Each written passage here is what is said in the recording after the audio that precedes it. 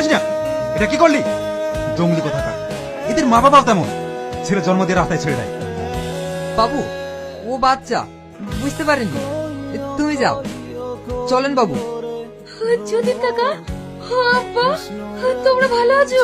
যেটা বলতে এসেছিস তাড়াতাড়ি বল, আমার এখানে দম বন্ধ হয়ে যাচ্ছে। তুমি কি বলছো আব্বা? মেয়ের বাড়িতে আসলে কি কোনোভাবে দম বন্ধ হয়ে যায়? বড় মা, আগামী শুক্রবারে তো ছোট বোনের বিয়ে, আমরা তোকে নিমন্ত্রণ করতে এসেছি। কাকা, এই বিয়েতে আমি যেতে পারবো না। যেখানে আমার স্বামী যাবে না, সেখানে আমিও যাবো না। বড় মা, তোদের সমান নিমন্ত্রণ থাকলো, তোদের সবাই একসাথে যাবি। আমরা আসছি মা।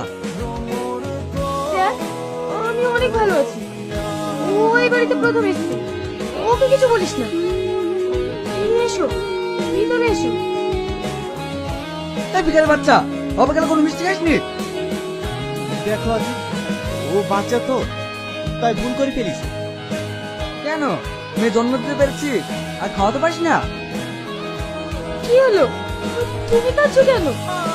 আমি শুধু এটা ভাবছি, আমি তোমার জীবনটা শেষ করে দিই। তুমি কোন বাড়ির মেয়ে, আমি তোমার যোগ্যই না। এ বাড়ির মানুষই এতটা ভালো, আমি এখানে না আসলে বুঝতেই পারতাম না। বাড়ি যাচ্ছ মানে? হ্যাঁ, তুমি থাকো।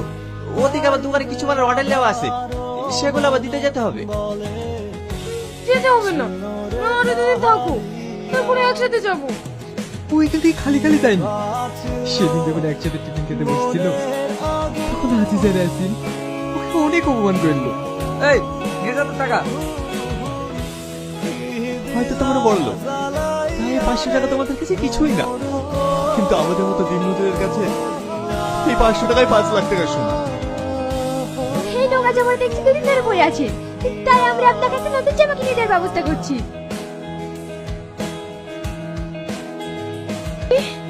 ওর সাথে এত কিছু ঘটে গেছে, আর আমি কিছু জানতে পারিনি।